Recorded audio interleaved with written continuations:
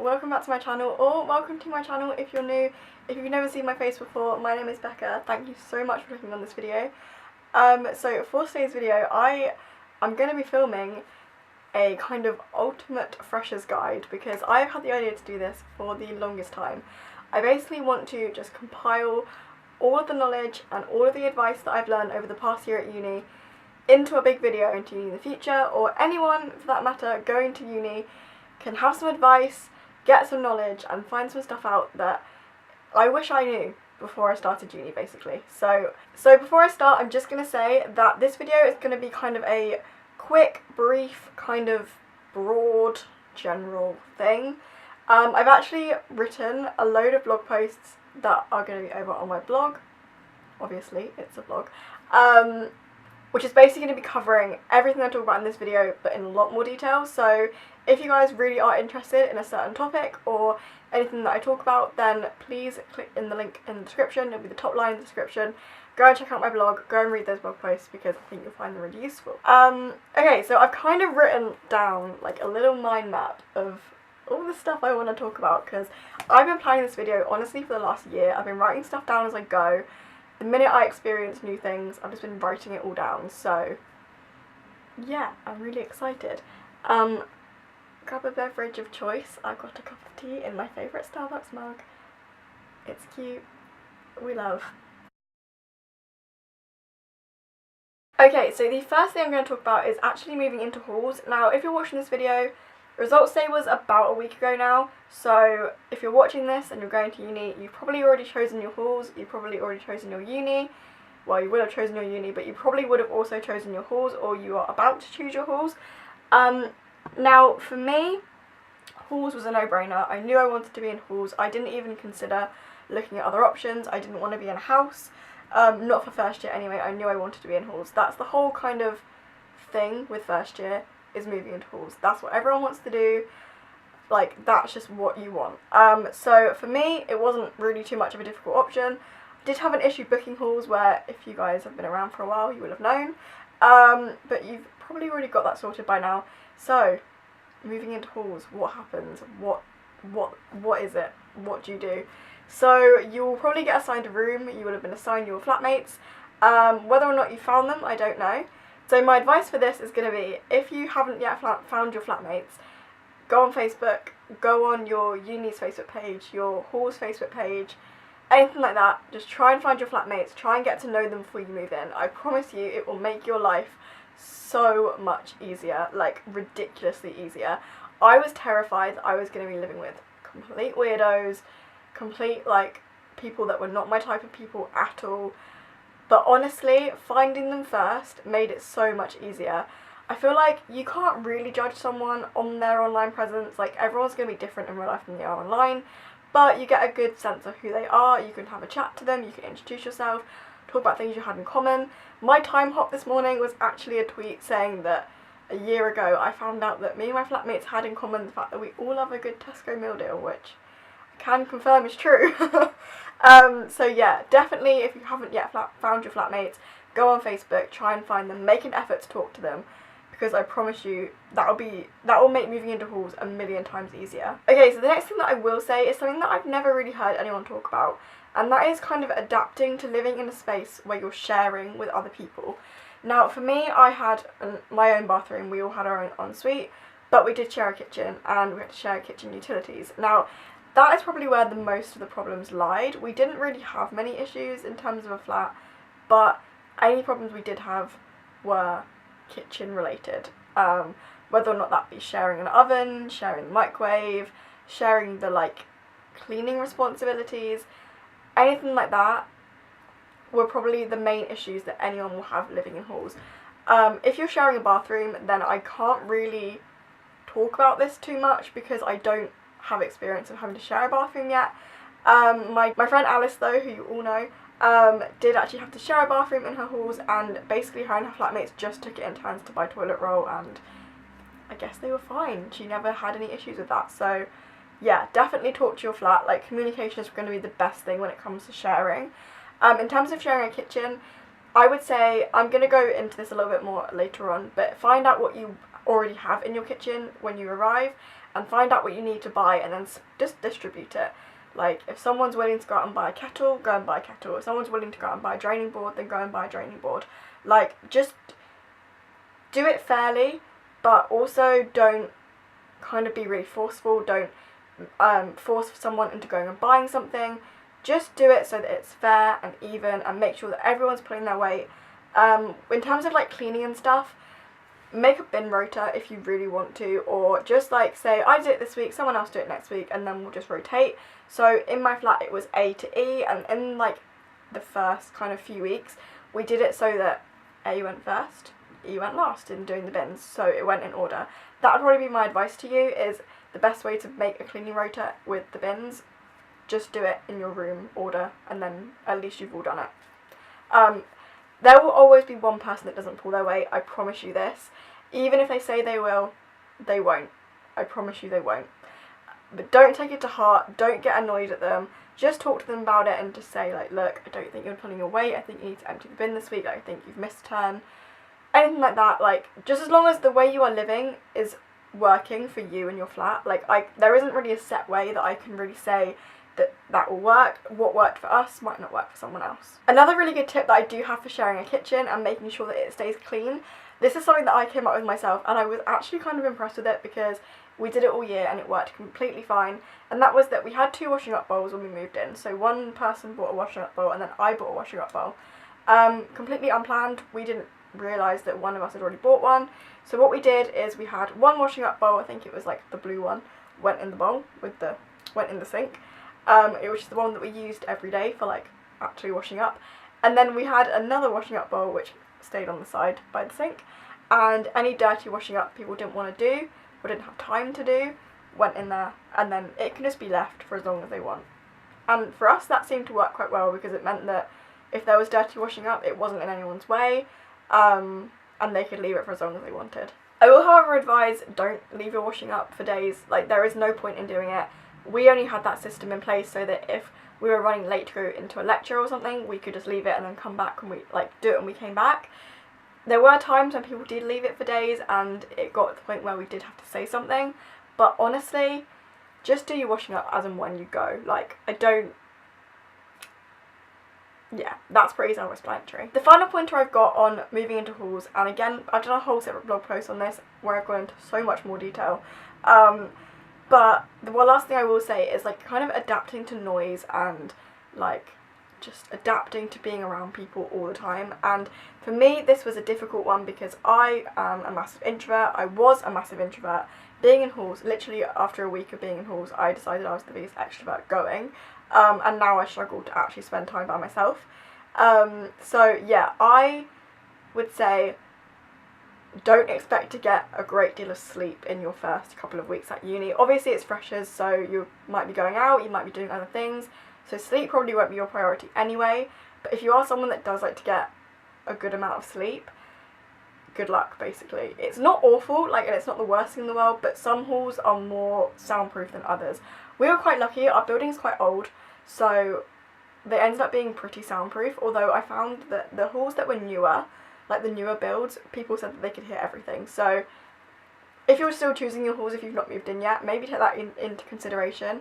The older buildings might be more soundproof, but that might just be from my experience, so yeah.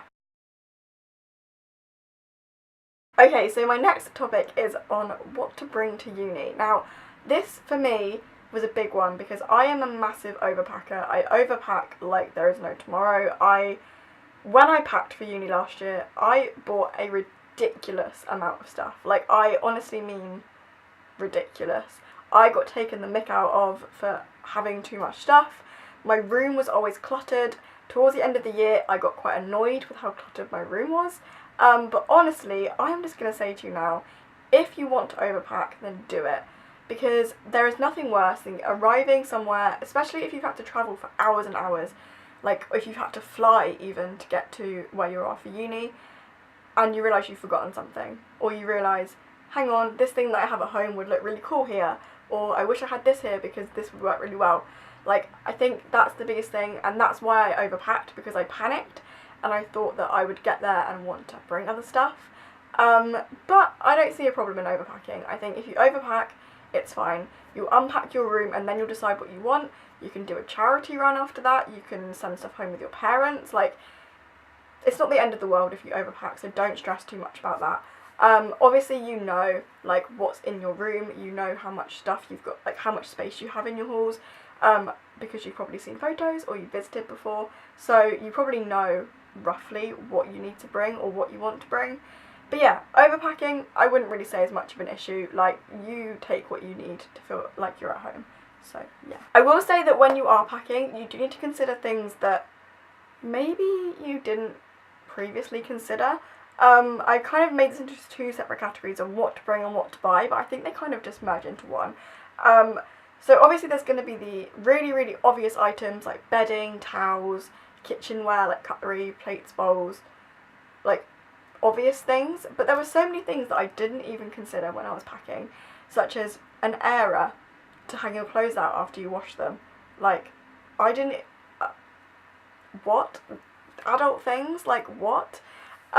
We actually ended up going to Asda next to my halls and buying one because we didn't have one. Like, no one in the flat had one at all, so everyone ended up going out and buying one. Just a small one, like a little plastic one from Asda, did the job perfectly. So yeah, definitely bring an airer if you haven't already got one. I definitely recommend. Also other random miscellaneous items. So I found that it got to like a third into the year and there were so many things that I was like, wait, I have these at home but I don't have them now. Why didn't I think of this? Things like sellotape. Like, you don't pack and go, oh, you need to pack some sellotape. Obviously these are things that you can buy as and when you need them, but if you have them to start with, then it's going to make your life so much easier. Yeah, just things like sellotape, just like pins to go on your pin board, blue tack if you're allowed it. You're probably not allowed it, but people have it anyway. Just random things you wouldn't even consider. My next tip when finding out what you need to bring to uni and what you need to buy: find out what your flat already has. Find out what your accommodation is willing to give to you or what they can provide for you, and also find out what your flatmates are bringing, because that's one thing we didn't do. We ended up with like 10 pairs of oven gloves and like 50 tea towels because we all had so much. I would definitely recommend having your own tea towels. Like, I would never share with anyone else, but we did have a lot of tea towels just lying around in the kitchen all the time. So definitely talk to your flat. Decide on if there are things that you can bring that will help everyone, such as oven gloves, or like if you don't have the space for a ton of pots and pans, maybe all agree to just bring one item each, like that might work. Or like, say if you're someone that uses a blender, you don't want like 5 blenders, so just bring 1 or 2. Find out what utilities your halls have in terms of things like hoovers and dustpan and brushes and bins. We had bins and we had hoovers in our accommodation. We had bins in our flat, we had a recycling bin and a normal bin, so we knew we didn't need those, and we all had bathroom and bedroom bins. Most of us, I think. Some people didn't have bathroom bins, but I had one, so I don't know. So we had hoovers in the accommodation, but we only had 3 for the entire building, and there were 100 and something flats, so yeah, obviously the hoovers were rented out pretty much all of the time. Like, we really struggled to be able to use the hoover in the year. I think I only used it maybe like 4 times in the whole year because we just struggled to get hold of one. So I definitely suggest maybe as a flat trying to find a really cheap hoover, maybe from like eBay or like Facebook Marketplace or somewhere like that where they're selling a cheap hoover, because we wish we'd done that. We wish we'd got a really cheap hoover that we could throw away at the end of the year, just that we have one in our flat. Like, I know that some flats, some unis and accommodations do provide you with a hoover per flat, so all I'm going to say is just have a look and find out what you already have and what you need. Yeah, so we wish we had a hoover, so if someone can bring a hoover, if you don't already have one, maybe if it's like, if your family have one they don't use anymore, they bought a new one recently and haven't thrown away that old one yet, usually quite often that is the case. You'll always find a spare hoover in a garage somewhere. So yeah, just stuff like that, like things you wouldn't ever expect to need to bring. An ironing board, again, was another one. I know that some flats and some unis do provide them, but we didn't have one. I bought my own, which I just shared with the rest of my flat because no one else bought an ironing board. There were a couple of irons, but mine was the like better quality iron because it was given to me as a present, so I just shared my iron with the whole flat. I think everyone else used it more than I did anyway. I think I only used it like once or twice, to be honest. That's another thing I will say, when you bring like an iron and stuff like that, don't stress too much if you can't get hold of one or if you don't have one, because honestly we didn't really use irons. I think we used them for like a couple of items in the whole year, but you just don't, like, you find out that when your parents iron and they complain about ironing, sometimes some of the things they iron don't actually need to be ironed. So there you go, there's an adult hack for you. I can't speak today. My next tip when it comes to things to bring and things to buy for uni is definitely going to be to make sure that you buy cheap. You don't want to be spending tons of money on expensive cutlery, expensive like plates and bowls and mugs, and things that are probably going to get broken or lost or ruined. I bought really cheap cutlery from Asda last year, and I'm going to have to replace it this year probably, because where we don't have a dishwasher in our halls, most halls don't have dishwashers, but we had to wash everything up by hand, so all the teaspoons got ruined.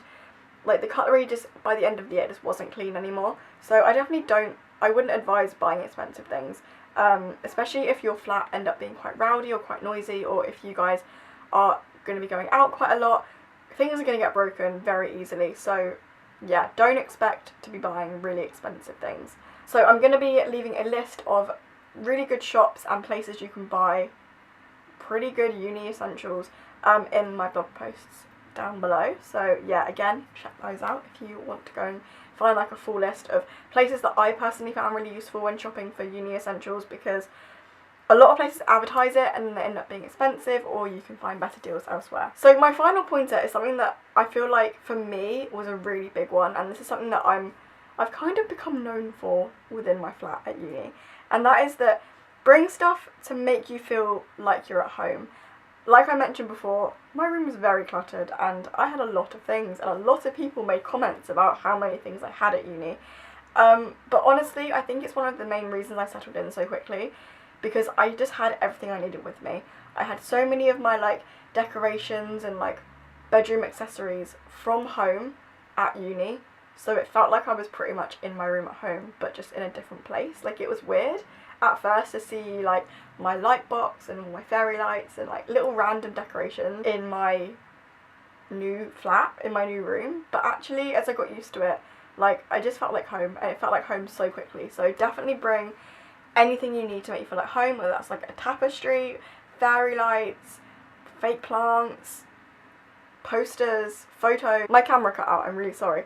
Yeah, you're going to have a pin board, so fill it with photos and cards and just memories from being at home if you feel like you're going to need that sort of thing, because I promise you it'll make your room look so cool and everyone will be jealous that your room is better than theirs.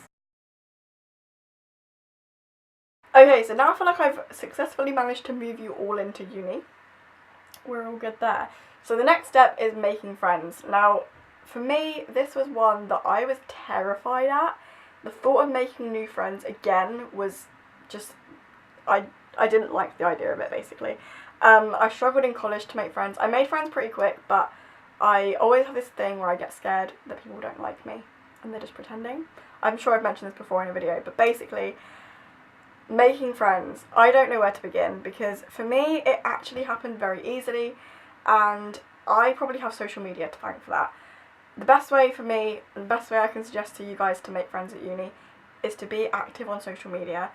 When it's results day, which has already happened obviously, or like when you're moving into your halls, or you're about to start your course, finding like course group chats, halls group chats, flat group chats, adding people on Facebook. Whether or not you become friends with them in real life doesn't really matter. Just add everyone on Facebook basically, and then you'll find who you speak to.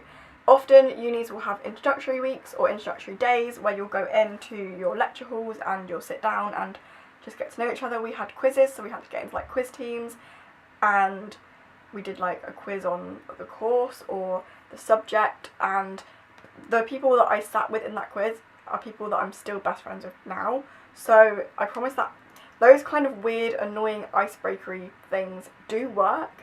Like, they do work, so do rely on those. Do go to them if your uni offers them to you. I'm sure they probably will. yeah, take every opportunity you can to make friends, even if they're just people you speak to once and never speak to again. Just talking to everyone and being nice to everyone is definitely the best advice I have. Do also bear in mind that not everyone's going to like you, you're not going to be everyone's cup of tea, and some people are not going to be your cup of tea, so that's just what happens.